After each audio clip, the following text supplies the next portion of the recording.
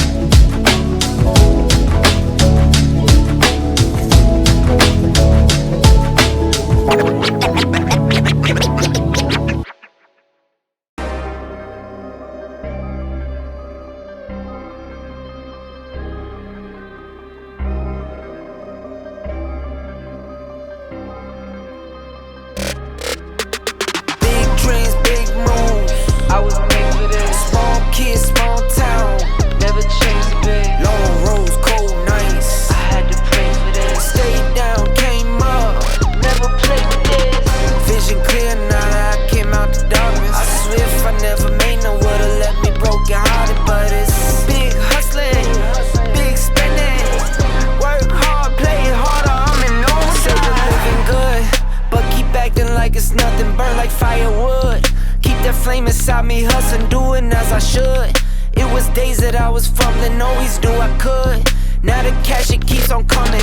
Back to back, go for the wake up, all I know is day to day I get it. Had a son, now he mine. Sit and look at losses like a blessing in disguise. Think about times I almost died. I had angels by my side, now it's back.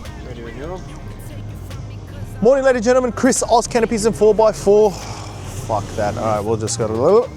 Alrighty guys, so hopefully you enjoy the assembly and fit process. Well, there's really not much assembly to a nudge bar, is there? Right?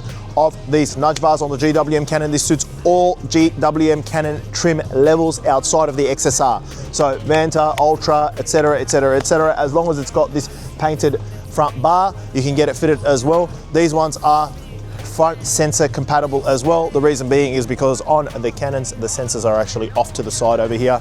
All right, very, very straightforward. And then your adaptive cruisers over here. So make sure that no blockages happen.